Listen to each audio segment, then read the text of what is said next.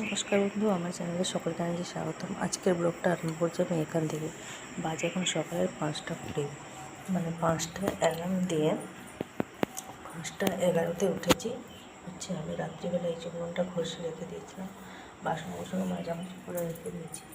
এখন যাবো আমি সোজা রান্নাঘরে। বলছিলাম না আমি ভাত রান্না করবো, খুব ভোরবেলা সব কিছু করে নেবো বলেছিলাম। কাল রাত্রিবেলা কী ঝড় কী বৃষ্টি, তখন প্রায় 11:30। ছাদে কাটছিল, তখন আর যেতে ভালো লাগলো না। দিনের বেলা যদি তুলে এনে রেখে দিতাম সব থেকে ভালো হতো। প্রথমে যে স্টোভে তেল ভরবো, তারপরে রান্না বান্না চাপাবো। বসিয়ে দিয়ে করতে করতে দেরি হয়ে যাবে। স্টোভে তেল ভরে আরেক কাণ্ড কিছুতেই জ্বলছে না, মানে বুঝতে পারিনি তেলটা পুরো ভর্তি হয়ে অনেকটা তেল পড়ে গেলো, জানেন। আর তখন থেকে সেই একটু করে কমে যাচ্ছে, জ্বলছে, এই হচ্ছে। অনেক জাস্টে জলটা জাস্ট গরম হয়েছে। এদিকে আমি এই যে পটল উচ্ছে আলুতে নুন আর হলুদ মাখিয়ে নিলাম। ফ্রিজে ছিল, কাল রাত্রিবেলায় ধুয়ে রেখে দিয়েছিলাম, বের করে একটু জল ছিটে দিয়ে মাখালাম। কারণ যেহেতু একদমই পুরো শুকনো, নুন আর হলুদ কোনোটাই ধরতে চাইছে না, সেই কারণে একটু জল দিয়ে সমস্ত কিছু মাখিয়ে নিয়েছি। অনুকে তুলে দিয়েছি, সে উঠে পড়েছে। আমি এদিকে চলে এসেছি এই জামার ঘরে। ওদিকে পটল ভাজা ভাতটা ফুটছে, আমি এদিকে চলে এলাম বিছানাগুলো তুলবো বলে। তো বিছানাটা তুলে নিই। বেজে গেছে সকালের 8টা, সোনুকে দিয়ে চলে এসেছি। এদিকে জলটা চলে এসেছিলো, কিন্তু খুব একটা জোরে দিচ্ছে না, একদম আস্তে আস্তে দিচ্ছে। এদিকে টুকিটাকি জামা কাপড়গুলো আছে যেগুলো কাচবো, আর এই যে সব বাসনগুলো এগুলো সব মাজবো। আর ওদিকে ফ্যানগুলো এক সাইডে রেখে দিয়েছি, বলে দিয়েছি মামিমাকে এসে নিয়ে যাবে।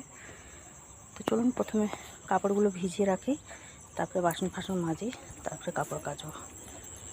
এদিকে মাজা মুজি কমপ্লিট, কাচাকুচিও কমপ্লিট, আমার ছান কমপ্লিট। এবার চলে এসেছি আমি পুজো দেবো। হয়ে গেছি, ড্রেস পরেই পুজো দিয়েই আমি সোমকে আনতে চলে যাব। একটুখানি আলু তরকারি করবো বলছিলাম মুড়ি খাওয়ার জন্য, ভুলেই গেলাম। এখন আর উনুন ধরালে হবে, মানে এখন আর গ্যাস জ্বালালে হবে না, ভোরবেলা হয়ে গেছে। কারণ যেহেতু ওখানে পুজো ব্যাপার আছে না, আরম্ভ যদি হয়ে যায় কেমন কেমন। চলুন তাহলে ঝটপট পুজোটা দিয়ে নিই। এই যে সোনুকে এখানে ভাত খাইয়ে দিয়েছি, আর ভাত থেকে গেল, খাবে না ও। ডাল সেদ্ধটা যাই হোক পুরোটা খেয়ে নিয়েছে। এদিকে নিয়েছিলাম পটল ভাজা, আলু ভাজা, এটা ছিল এই যে উচ্ছে ভাজা।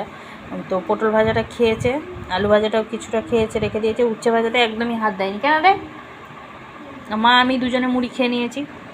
খাওয়ার জন্য তখন বলছিলাম না আলু তরকারি করবো বলে, আর করিনি। ওই আলু ভাজা দিয়েই আজকে মুড়ি খেয়ে নিয়েছি, আলু ভাজা লঙ্কা এইসব দিয়ে মুড়ি খেয়ে নিয়েছি। এবার শুধু জল গরম করবো, চান করবে, যাবে। চলে এসেছি, বাজে এখন 11টা 15। এসে খুঁজছিলাম, মানে ওই একটা জিনিস খুঁজে পাচ্ছিলাম না, ড্রেসিং টেবিলের মধ্যেই ছিলাম, সেটাই খুঁজছিলাম যে কোথায় হারিয়ে গেল। মানে সুনুর একটা ফেব্রিক, তিনটে কালার ছিল আমার কাছে, তার মধ্যে 2টো কালার পেয়েছি আর একটা পাইনি। সেটাই খুঁজছিলাম কোথায় গেলো খুঁজে পেলাম। মানে হঠাৎ মনে পড়ে গেল যে কোথায় গেল। মাঝে মাঝে এরকম হয় না, দেখবেন কোনো জিনিস হঠাৎ যদি কখন মনে পড়ে যায়, ইচ্ছা হয় যেন এখনই খুঁজে দেখি কোথায় আছে, তারপরে সেভাবে। তো শুনু আজকে অনেক দিন পরেই বেশ স্কুল গেছে। আজকে তো প্র্যাকটিক্যাল থিওরি দুটোই আছে, জানি না 11টা থেকে আরম্ভ, কটায় ছুটি জানি না। দিয়ে যাই হোক চলে এসেছি। প্রচণ্ড পরিমাণে রোদ বেরিয়েছে বাইরে, এখন একটুখানি রেস্ট নেবো। যেহেতু উঠেছি আমি পুরো 5টা থেকে, তখন 5টাও বাজেনি। এখন যেন সেই চোখগুলো যেমন কেমন হয়ে যাচ্ছে, জুড়ে যাচ্ছে একদম। যখন ওকে স্কুল নিয়ে যাব তার আগেই আমাকে যেন কী ঘুম, মানে কীরকম একটা লাগছিলো। মুড়ি খাওয়ার পরে একদমই ভালো লাগছিলো না, কেমন লাগছিলো।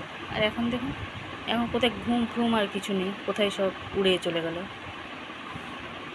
যে এখন 3:30। এদিকে আমার সমস্ত কাজ কমপ্লিট, বাসন এই মাঝামাঝি করে দিয়ে এলাম। আর এই যে কাপড় চোপড় না এই মাত্র সব ভাঁজ করে রাখলাম। বজরংবলী এসছে, মানে এসছে বাইরে, আমাদের স্লাইডিং জানলা লাগানো আছে, কাছে এসে মুখ বাড়িয়ে দিয়েছে। ও মনে ভাবছে মানে ভিতরে আরেকজন কেউ আছে। আমার ভিতর থেকে যে হেই করলাম, অমনি পালিয়ে গেছে। ওদেরকে বিশ্বাস নেই কখন জানলা ভাববে মনে ভিতরে কেউ আছে, আর নিজেরা খিখি করবে, যখন খিখি দেখবে তখন ভাববে কে আছে, ওটা রেগে গিয়ে মেরে দেবে। দাঁড়িয়ে দিয়ে না, ভালো লাগছে না, প্রচণ্ড পরিমাণে মাথা যন্ত্রণা হচ্ছে। শুনে তো ঘুমিয়েই পড়েছে। নাচের ক্লাস ছিল 4:30 থেকে, ঘুমিয়ে পড়েছে। নাচের ঘুমাবো, ওকে আর ডাকবো না। একটুখানি রেস্ট নিলে তবে ওর শরীরটা সুস্থ হবে। আমি একটুখানি ওর পাশে ঘুমিয়ে পড়ি।